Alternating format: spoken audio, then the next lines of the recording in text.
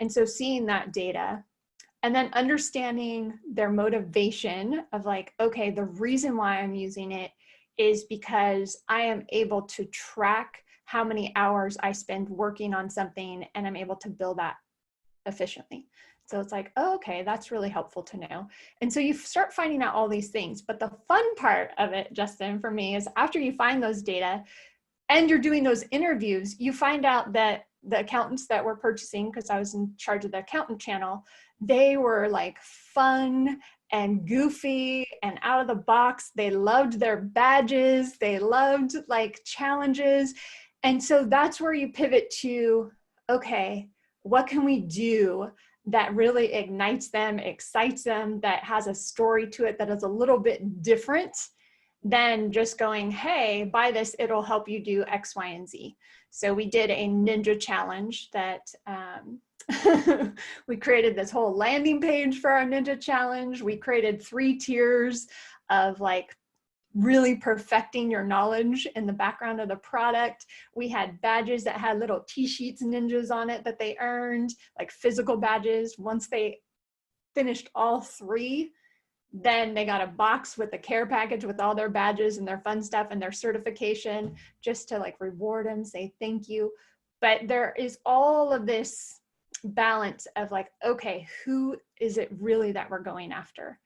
And through like focusing on that and figuring out, okay, now what are the fun elements that I can play with and dream and kind of like marinate something that is different for this group than just going out and saying, buy our product, we're great.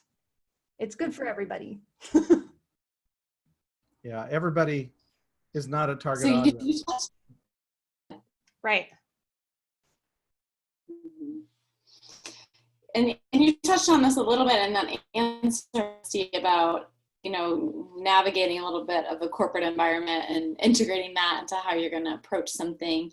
And that can also be true. I know some people on who are marketers themselves, with clients or with projects, there are constraints, and sometimes there's resistance to trying new different things, things that maybe seem crazy to a client or to a corporate.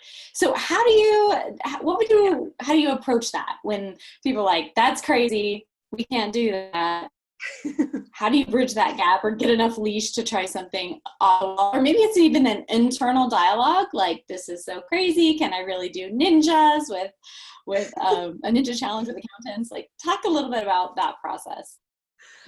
Yeah, no, for sure. And I've had many ideas that I've thrown at the wall that my bosses have been like, okay, go for it. I've been very lucky, but honestly, thank you. Alexis says Society of Pro Advisory. Yes, I will tell you, my boss, when she saw that at first, she was like, that is crazy. We created the Society of Pro Advisory, and it was like the secret Illuminati feel, and it wasn't quite the Intuit brand, but we used the Intuit colors, and it made our executives really, really nervous. But we knew, like in our core, that, thank you, Matthew. Everybody's like, we loved it. It was an amazing society. We knew to our core that our audience, like, we love them so dearly. And they were, I truly believe that the accountants are the secret sauce to making businesses successful. And we wanted that feeling of them knowing that they were the secret sauce. So we felt like they were a secret society. And so we went all in and created the Society of Pro Advisory. But when I was pitching that to our boss, it was something that was really like so off brand and so different than anything that they had ever done. It was kind of like, oh, I don't think this is possible. But I did not pitch that until I was probably about 4 or 5 months in. And we had already proven ourselves in all of the other campaigns that we had done that were in line with the brand. And so I do think you have to kind of develop that, those wins early on to say, hey, I got this, trust me, I know what I'm doing, I can make it work. You have to have those home runs that kind of give you that foundation of trust. And then you start stretching it a little bit of like, oh, we're just gonna do a little bit more creativity, so they get used to like, Oh, all right. This is good. But once, I will tell you, once that society launched, it was so successful that my boss came back and she goes, "Are you going to do this at every event we have? Like, you need to do this at every event." I was like, but she was scared up to the day that it launched of like, oh my gosh, what is going to happen? But if you base it on your data and you say, hey, I know this group, here's the data, we've done some test groups of this, here's how it resonated, here is the feedback that we got. So we did in-depth interviews with our accountants, and we took quotes from them about how it made them feel, and then we presented that to our, our executives. So it started just helping them have this foundation of like, oh, okay, this is going to be okay. Even though they were still like, oh, this is a risk. I think it's interesting, Misty, here too. This is where, again, this is an observation where your theater side, your art side had a natural instinct that we can all learn from, which is the for me. Like, people have to say, what is this for me? So it doesn't matter how big your movie is or how big your giant brand is or how little it is. It has to have enough for me in it that the person that's consuming it feels like you're speaking to them. And I don't know if, maybe this is a broad statement, but I don't know if you can do that if you don't understand what moves people. And that's, I think, where the art of this comes into play. Like, yeah, it's not enough. It's not enough to, I think a lot of brands are kind of, especially big brands, are more like Michael Bay movies, just lots of explosions and, thin plot lines and ridiculous ideas, but they got a crap ton of money. So they're able to, make it that, but it takes true art to be able to craft something where someone says, oh, this is for me. Justin, I so like, exactly. And it can't be about you.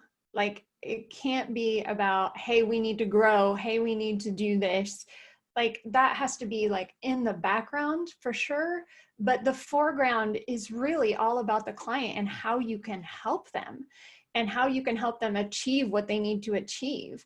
And a lot of times, and like I said earlier, like, drop the client perspective of like, hey, this is not for everybody. Like, that's okay. Having it be exclusive is great. But when you are like really diving into your clients and you truly understand what they need, you are being of such service to them. And I'm such a proponent of just giving. And eventually it'll be like, I need to work with them. I need this product. Somebody asked too, what was the Ninja campaign? Was the Ninja campaign targeted at existing customers? And Samantha asked that, and I do want to answer that too, if that's okay. Yes, please. It was, Samantha, at existing customers, but it was the customers who were not using the product. So they had downloaded the product and we saw no use. And so for us, it was just like, okay, we know this will help them because we see what kind of niche they're in, because they've answered some questions for us, but they might not be using it because they don't know how. And once they figure out all the tips and tricks, then they'll know how to use it. And we know that accountants, they love to know a product inside and out in order to recommend it, in order to use it themselves. Like we all do. We all need training in those things that we've consumed. And so, yes, it was targeted at existing customers, technically, but it wasn't those ones that were using the product fully. That's a great little pocket of delineation, right? Like when you get into the data, that's what I love about doing, data analysis. You're like, oh, okay. So now we get to understand why they're not using it. And then how do we entice them to use it and meet them where they're at with not using it, but having it, and what exists in that gap. I think that's super interesting. Because if they've connected with you, it's like I used to tell my employees when I had a store, like a physical store, nobody walks through the door not wanting to buy something. Like, I do not walk into a store that I'm not interested in. I have no purpose of buying. I walk in the store, I might not know what I want to buy, but I'm in there. right? And so somebody might download a product or connect with you, but what you're saying hasn't resonated yet, or they don't have enough information yet to make that decision. And so it's your job to educate them on all of the pieces and parts to help get them to the decision that helps them succeed at their next level, right? Yeah, it's interesting too. You use the term education, and that's a common marketing term. Like, we need to educate the marketplace. But one of the things I've noticed in listening to you and kind of watching how you do things is there is a lot of adult development theory kind of infused into your approach. Yeah. I think a lot of people, when they say educated, it's a little bit like companies that say we need to get our story out. We need to educate the marketplace. It's all sort of this blunt force trauma, as we call it. There's not a lot of super nuance. patronizing and assumptive, and Yeah, exactly. And so I think that if you're going to think in terms of educating the marketplace, as you said, and you're going to need to do that, especially if your product is something that's maybe to satisfy a deeper need that they might have. Yeah. This is where we talk about your it's an agrarian approach, not a hunter approach. It's not go out and kill it and eat it. You've got to grow it. And if you don't have the money or the time to do that, then you've got a different problem that marketing really can't fix. I could listen to you and Emily all day long. This is why people need to continue to follow you and just joining these conversations. You two are just incredible people. I really am a big proponent of education. I actually took a break from the corporate world for a little bit and went and became a teacher. And through my certification and getting what I needed to be a teacher, I love it so much. I think education is the key to unlocking any success. And I am a geek about learning things myself. But in my world, I've always looked at the bigger picture of what they need. Yes, if it was time tracking, or if it was QuickBooks, or if it was, a Sleater conference, or whatever it was, what can we do that fixes their other issues that maybe we don't fill, but I can connect them with the people that do. So if they're having issues with marketing, let's do a marketing class. If they're having issues hiring the right staff, let's get the best expert in to help them understand how to staff appropriately. So you want to look at their whole journey and understand like that you get to play a part in that. And that's like an honor. I think it's a blessing to be able to go, like it lights me up helping people in that capacity. It's just like, I don't have to have all the answers in the software that I'm selling, but I know a lot of phenomenal people like the two here and so the people in the feed that I see that I'm loving, that we can, as a group, really help each other rise to the next level. Awesome. Yes. I love that, being a part of somebody's journey and sort of thinking of it that way and just having that sense of humility and honor. I want to switch gears a little bit because we've kind of looked at it through the corporate lens, but I want to switch to like the personal brand or maybe the solopreneur, that mindset that's just starting up. And there's this idea of, it's great to be known, like, be a big brand and be known already. But I also think that it's really good to not be known yet. And so those are just two different polarities when you're thinking about marketing and how to attack it. Can you talk a little bit about when you're not a known brand and you're kind of you're trying, what are some of the advantages or the opportunities that exist with that? And this also, I think, applies to personal brands. So maybe you're working inside of a big corporation, but you still have your personal brand, right? And so sometimes we want to enhance that. So maybe speak in a little bit to those opportunities. Yeah, no, if you have your personal brand and you're an entrepreneur, the thing that I love is that you can take greater risks, I feel, and you don't have that chain of command that you have to get like 100 approvals on to launch something. So that's kind of nice. The hard part, I think, as an entrepreneur is that the dollar, right? The dollar really is significant for you. I probably can't say the budget I had it into it, but I've had multiple $1 million budgets at many companies. A company in my 20s where I was running a division, I had a $60 million budget, and it was just like, and then when I went to my own business, I was like, oh, I have a $2,500 budget a month. And so you have to get creative, but that's where the fun in it comes, right? We did a Madden tournament, and I just started thinking, it was a video game store that I had in the Silicon Valley. EA and all of the developers are in the Bay Area. So we did a Madden tournament, and I started thinking about the experience from beginning to end. And I was like, okay.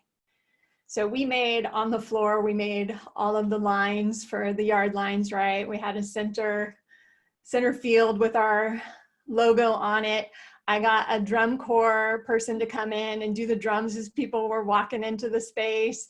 We had my niece, who was one of the top 9 on American Idol at the time, come in and sing the national anthem to start. And this is a video game competition, right? And so you think about the experience beginning to end, and everything I brought in, like the only expense I had was the gaff tape for the floor. And so as the entrepreneur, you have to tap into being more creative. But that's where I think, like, you can start looking at all these different sources of how you can be creative. Like, don't look in your own niche. I always love to look at outside niches and going, oh, what are they doing that I could just take and twist and adjust and make it my own? Because sometimes just coming up with the idea on your own for some can be really challenging. Yeah. But you start looking at different ways that you can, like, just develop something like yummy and different, and the experience end to end. For the corporate side and developing your personal brand within a corporation, I am such a big proponent. I was often asked to wear the t-shirt of the company that I was at with the logo. And I actually ended up putting it on my contracts to say no. And the reason why is that a lot of times I would go to events and I'd be meeting these C-level executives, and I didn't want to be dressed in a t-shirt. It just felt like I was too casual for my personal brand. And I loved wearing dresses and dressing up. And so I knew my personal brand was a little bit more polished. I had always been that way. And so I was like, no, this is who I am as an individual. Like, I like to show up. I like to try to get pretty. My hair is like crazy today. But I just really think that no matter if you're in a corporation or outside of a corporation, starting to understand who you are as an individual. Like you, Emily, are great at like the pop of color on your lips and your earrings, and you're like super festive. I will say, Justin, I miss your hat. I'm kind of a little bummed that you're not wearing your hat. It feels weird to wear it inside, to be honest with you. It feels like, I feel like I'm waiting for my grandmother to admonish me for wearing